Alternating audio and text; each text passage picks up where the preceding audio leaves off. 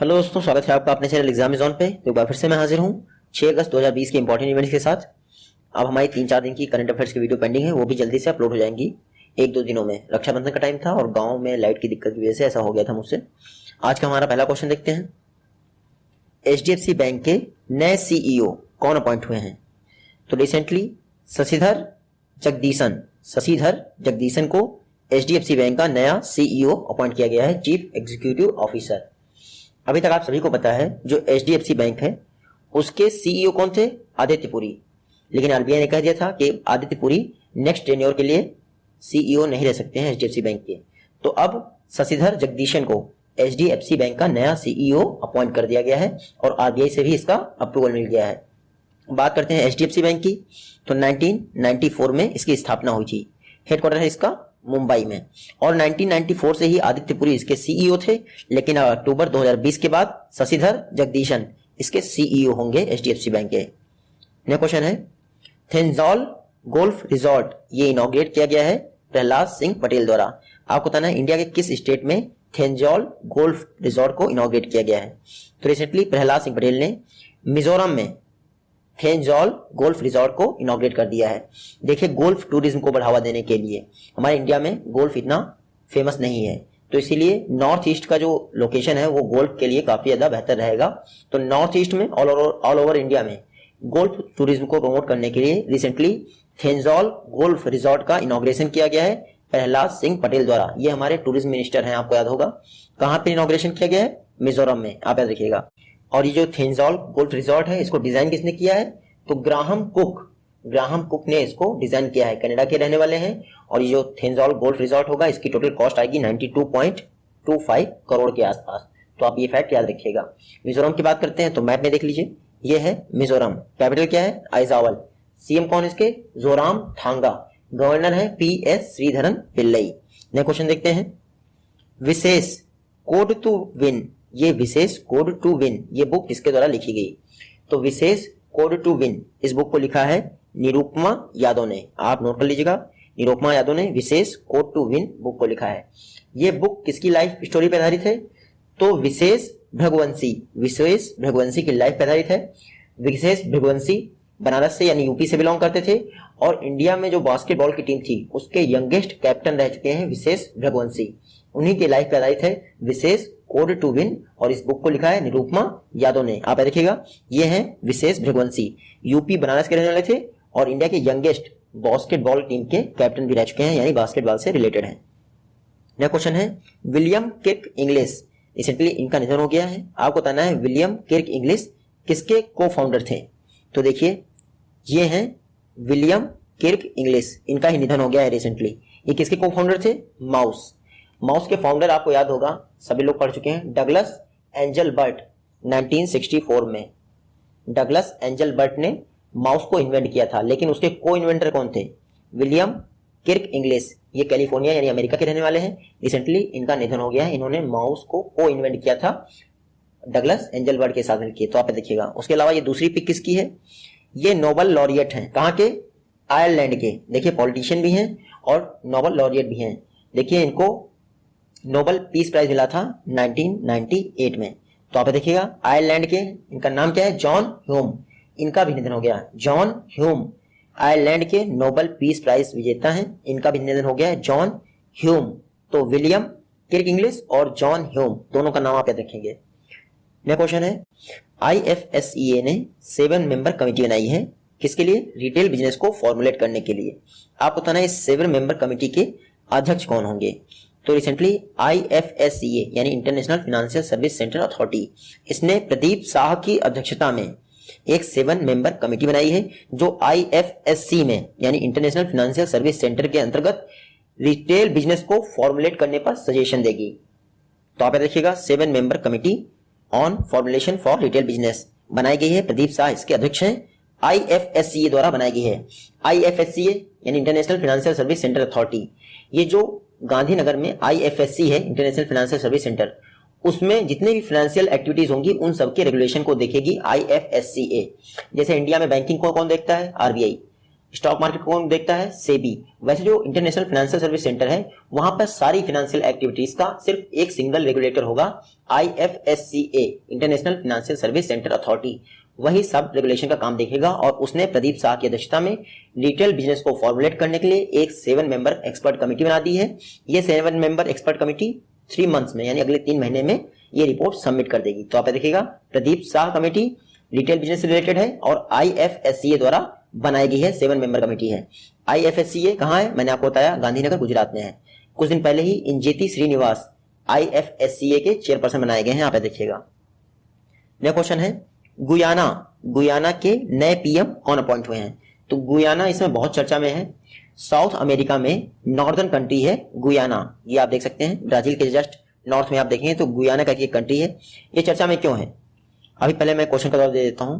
नए PM Guyana के कौन बने हैं? तो रिसेंटली मार्क फिलिप गुयाना के नए PM बने हैं। चर्चा में इसलिए है क्योंकि कुछ दिन पहले इसके नए प्रेसिडेंट बने थे। उनका नाम क्या है? इरफान अली, मोहम्मद इरफान अली गुयाना के नए प्रेसिडेंट बने हैं। अब 2 दिन बाद ही तुरंत नए प्राइम मिनिस्टर भी बन गए, उनका नाम है मार्क फिलिप। और उसके अलावा भारत जगदेव ये जो है वाइस प्रेसिडेंट बन गए हैं, तो इसलिए गुयाना चर्चा में है। प्रेसिडेंट कौन बना है? इरफान अली। प्राइम मिनिस्टर कौन बना है? Mark Philip. और भारत जगदेव बने हैं वाइस प्रेसिडेंट, और ये तीनों गुयाना से रिलेटेड हैं। आप मैप में देख लीजिए गुयाना। कैपिटल क्या है? जॉर्ज टाउन इसकी कैपिटल है। करेंसी क्या है? गुयानीज डॉलर। या क्वेश्चन देखते हैं। सहकार कॉप ट्यूब NCDC चैनल ये किसके द्वारा लॉन्च किया गया है?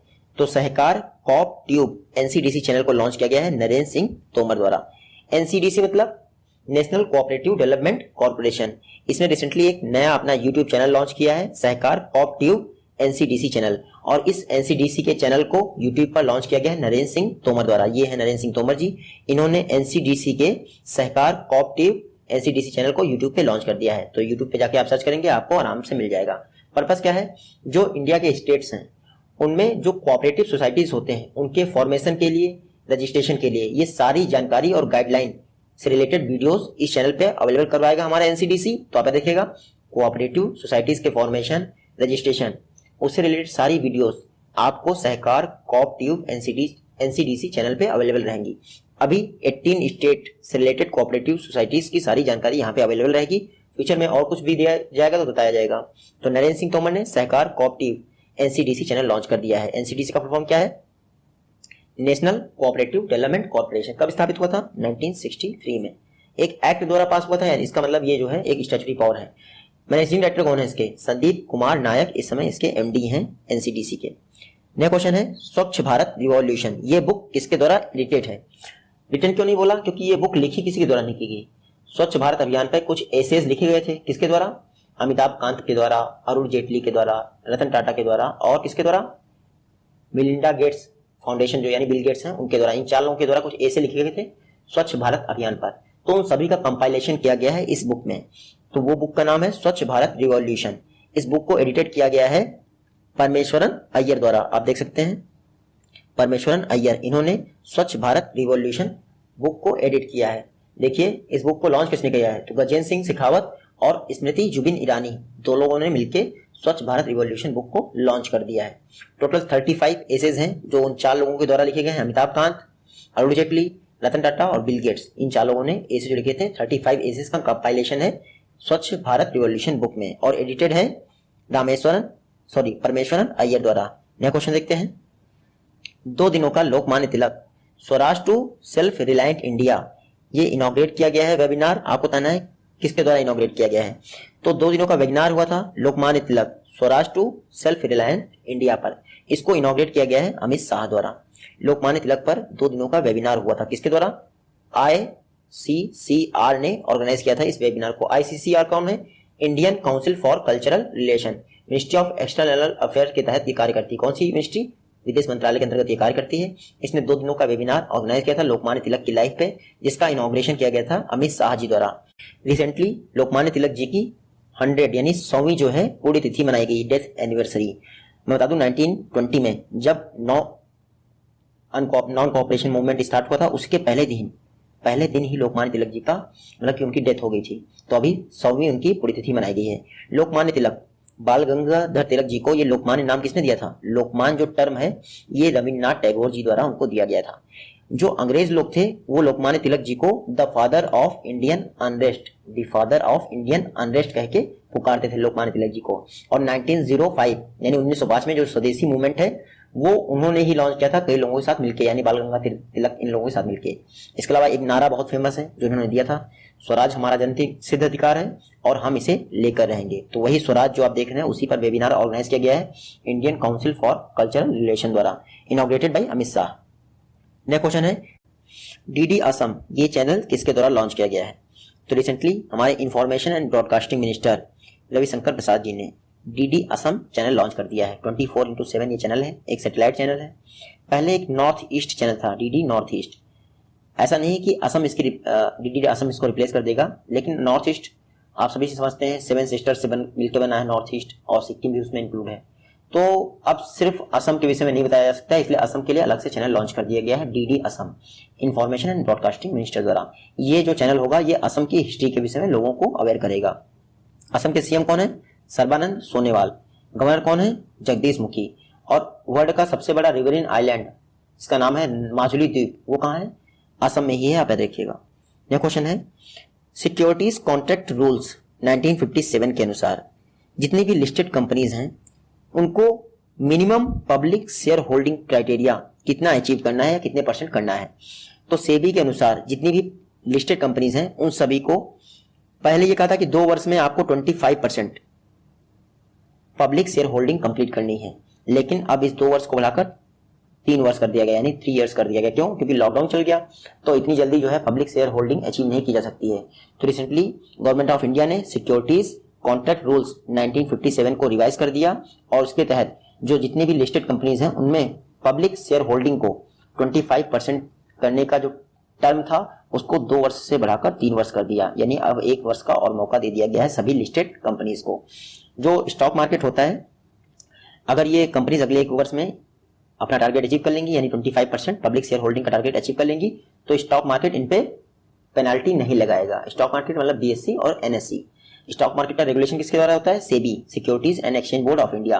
1988 में स्थापना हुई थी इसकी सेबी की, बाद में 1992 में एक्ट लाया गया था और स्टैट्यूटरी पावर दी गई थी। हेडक्वार्टर कहाँ है इसका सेबी का? मुंबई में। और चेयरपर्सन कौन है? अजय त्यागी जी।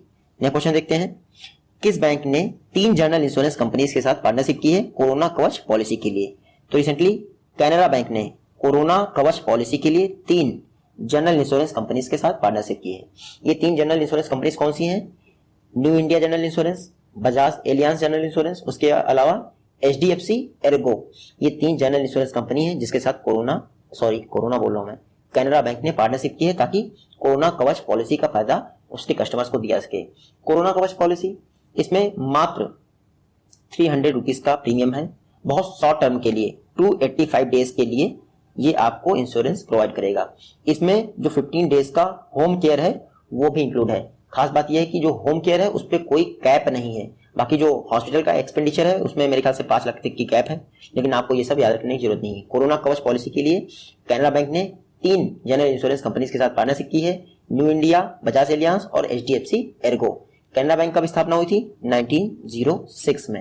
हेडक्वार्टर इसका बेंगलुरु में है और चेयरपर्सन कौन है? TN मनोहरन कैनरा बैंक के चेयरपर्सन है। नेक्स्ट क्वेश्चन देखते हैं किस कंट्री के नेशनल बैंक ने इन्फोसिस के फिनाइकल के साथ पार्टनरशिप की है अपने बिजनेस मैनेजमेंट को ट्रांसफॉर्म करने के लिए?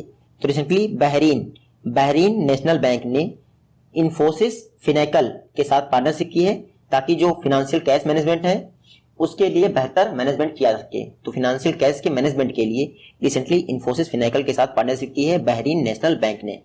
जो इन्फोसिस फिनाइकल है, इन्फोसिस का एक सिस्टम है उसको कहते हैं एज वर्ब सिस्टम। उसी के अंतर्गत इन्फोसिस फिनाइकल सर्विस प्रोवाइड की जाती है बैंकों को ताकि डिजिटली कैश मैनेजमेंट का काम किया जा सके। तो इन्फोसिस ने बहरीन नेशनल बैंक के साथ पार्टनरशिप की है, अपनी इन्फोसिस फिनाइकल सर्विस उसको प्रोवाइड करेगा। बात करते हैं बहरीन की, तो आप मैप में देख सकते हैं बहरीन बहुत छोटी सी कंट्री है। कैपिटल क्या है इसकी? मनामा। करेंसी क्या है? दीनार। और इसके पीएम का नाम है खलीफा बिन सलमान अल खलीफा। नेक्स्ट क्वेश्चन देखते हैं IIM सिरमौर जिसका फाउंडेशन स्टोन रख दिया गया है हमारे एजुकेशन मिनिस्टर द्वारा आप होता है ना किस स्टेट में रखा गया है। तो अब MHRD मिनिस्टर कौन हो गए? एजुकेशन मिनिस्टर, यानी रमेश पोखरियाल ने IIM सिरमौर का फाउंडेशन स्टोर रख दिया कहाँ पे? हिमाचल प्रदेश में। हिमाचल प्रदेश में धौला कुआं करके एक प्लेस है, वहीं पर IIM सिरमौर का फाउंडेशन स्टोर रख दिया है रमेश पोखरियाल जी ने, और ये अब हमारे एजुकेशन मिनिस्टर हैं। IIM सिरमौर, इसको बनाने में टोटल गवर्नमेंट ऑफ इंडिया ने 531.75 करोड़ दिए हैं। ये बन के कुछ समय में तैयार हो जाएगा। अभी अभी जो IIM सिरमौर है उसको लखनऊ के IIM से उसकी क्लासेस रन की जा रही हैं। कब से? 2015 से उसकी क्लासेस लखनऊ से रन हो रही हैं, IIM लखनऊ से। तो IIM सिरमौर का फाउंडेशन स्टोर हमारे रमेश पोखरियाल जो कि एजुकेशन मिनिस्टर हैं उन्होंने रख दिया है कहाँ पे? हिमाचल प्रदेश। हिमाचल प्रदेश के धौला कुआं में, आप देख सकते हैं यहाँ पे मैप में है हिमाचल प्रदेश, यहीं पे रखा गया है IIM सिरमौर का फाउंडेशन स्टोर। हिमाचल प्रदेश आपको याद होगा इस बार ई पंचायत अवार्ड दिए गए थे, ई पंचायत अवार्ड। उसमें टॉप किसने किया था? हिमाचल प्रदेश के पंचायत राज डिपार्टमेंट ने। और इंडिया का 100% LPG कनेक्शन प्रोवाइड करने वाला इंडिया का पहला स्टेट कौन हो गया है? हिमाचल प्रदेश हो गया है। तो आप ये दोनों फैक्ट याद रखिएगा। नेक्स्ट क्वेश्चन देखते हैं। बोट आक्सा, ये एक वॉइस असिस्टेंट है, आपको बताना है किस बैंक ने लॉन्च किया है? तो रिसेंटली एक्सिस बैंक ने बोट आक्सा लॉन्च किया है, जो कि एक वॉइस असिस्टेंट है अपने कस्टमर्स के लिए। ये क्या करेगा? जैसे ही आप ATM में जा रहे हैं या फिर आपने देखा होगा IRCTC के प्लेटफॉर्म पे उनका एक वॉइस असिस्टेंट बोट है जो IRCTC की जानकारी देता है। मेरे को नाम उसका नाम शायद दिशा उसका नाम है, ठीक है। इसी तरह का बोट आक्सा होगा। जैसे ही आप एक्सिस बैंक की वेबसाइट पे जाएंगे ये आपको वर्चुअली असिस्ट करेगा वॉइस के माध्यम से। तो वॉइस असिस्टेंट बोट आक्सा ये लॉन्च किया गया है एक्सिस बैंक के द्वारा। एक्सिस बैंक की बात करें तो 1993 में स्थापना हुई थी। हेडक्वार्टर कहाँ है इसका? मुंबई में। चेयरमैन कौन है? राकेश मखीजा इसके चेयरमैन है, और MD एंड CEO कौन है? अमिताभ चौधरी। नेक्स्ट क्वेश्चन देखते हैं। मोर टुगेदर, इसका फेज 2 कैंपेन लॉन्च कर दिया गया है। आपको बताना है किसके द्वारा लॉन्च किया गया है? तो मोर टुगेदर कैंपेन का फेज 2 लॉन्च कर दिया गया है फेसबुक द्वारा। फेसबुक ने कंज्यूमर मार्केटिंग कैंपेन के तौर पर कुछ समय पहले मोर टुगेदर कैंपेन का फेज 1 लॉन्च किया था। अब कंज्यूमर मार्केटिंग आप सभी को पता है, कस्टमर को अपनी तरफ अट्रैक्ट करने के लिए मार्केटिंग स्टंट चलाए जाते हैं। उसी तरह फेसबुक ने मोर टुगेदर यानी साथ मिलकर हम और बेहतर कर सकते हैं, इस पर कैंपेन स्टार्ट किया था कुछ समय पहले। तो पहले फेज 1 स्टार्ट किया था, अब फेज 2 स्टार्ट कर दिया है। तो मोर टुगेदर कैंपेन ये फेसबुक द्वारा रन किया जा रहा है। बात करते हैं फेसबुक की, तो कुछ दिन पहले ही इसने वी थिंक डिजिटल एक कैंपेन और लॉन्च किया था। कौन सा? We think digital campaign. Facebook की स्थापना कब हुई थी? 2004 में। हेडक्वार्टर है इसका कैलिफोर्निया में, और फाउंडर एंड CEO कौन है इसके? Mark Zuckerberg. नेक्स्ट क्वेश्चन देखते हैं। फर्स्ट जनरल काउंसिल मीटिंग हुई है खेलो इंडिया योजना की। आपको बताना है इस जनरल काउंसिल मीटिंग की अध्यक्षता यानी बैठक की अध्यक्षता किसके द्वारा की गई? तो हमारे sport minister, sport and youth minister Kiran Rijiju ji ने जो खेलो इंडिया योजना पर फर्स्ट जनरल काउंसिल मीटिंग हुई थी उसकी अध्यक्षता की है। तो आप देखिएगा खेलो इंडिया योजना पर जनरल काउंसिल की फर्स्ट मीटिंग हुई जिसकी अध्यक्षता हमारे किरण रिजिजू जी ने की है। इस दौरान किरण रिजिजू जी ने कहा है कि सभी स्टेट गवर्नमेंट्स को एनुअली स्पोर्ट जरूर से जरूर ऑर्गेनाइज किया जा सकते हैं, करने चाहिए मतलब कि, ताकि हम स्पोर्ट्स को बढ़ावा दे सकते हैं कंट्री में। कुछ दिन पहले मैंने आपको बताया था 4th खेलो इंडिया यूथ गेम कहाँ होंगे? हरियाणा में होंगे, आप याद रखिएगा। नेक्स्ट क्वेश्चन देखते हैं। लेबनान की कैपिटल क्या है? अब आप सोच रहे होंगे ये क्या सवाल है। सवाल मैं बताता हूँ। लेबनान की कैपिटल है बैरूत। आप याद रखिएगा, बहुत इंपॉर्टेंट है क्योंकि ये प्लेस बहुत चर्चा में है। बैरूत में रिसेंटली एक कंपनी थी, वहां पे बहुत बड़ा ब्लास्ट हो गया, बहुत बड़ा ब्लास्ट हो गया है। 153 लोगों की तो तुरंत जान चली गई है। आप देखिए यहाँ मैप में, बैरूत लेबनान की कैपिटल है। यहाँ पे एक कंपनी में बहुत बड़ा ब्लास्ट हो गया, ऐसा लगा कोई परमाणु हमला हो गया। तुरंत 153 लोगों की जान चली गई, और 10 से 15 किलोमीटर की रेंज में जितने भी घर थे उनके खिड़की दरवाजों के ग्लास टूट गए। तो इतना बड़ा ब्लास्ट था, इसीलिए बैरूत चर्चा में है, और ये है लेबनान की कैपिटल। ब्लास्ट क्यों हुआ? ऐसा कहते हैं एक कंपनी का वेयर हाउस था, उस वेयर हाउस में काफी समय से 2700 यानी 2700 टन के आसपास अमोनियम नाइट्रेट रखा हुआ था, और अमोनियम नाइट्रेट काफी ज्यादा इन्फ्लेमेबल होता है। इसी की वजह से ब्लास्ट हो गया है बैरूत में, जो कि लेबनान की कैपिटल है। तो आप देखिएगा मेडिटेरेनियन सी के पास मिडिल ईस्ट में है पड़ता आपका लेबनान, उसकी कैपिटल मैंने आपको बता दी बैरूत। करेंसी क्या है इसकी? लेबनीज पाउंड इसकी करेंसी है, और इसमें प्रेसिडेंट है Michel Om, AOUM, Michel Om इसके प्रेसिडेंट हैं। मिलते हैं आपसे जल्दी नेक्स्ट वीडियो में, तब तक के लिए take care, good bye and जय हिंद।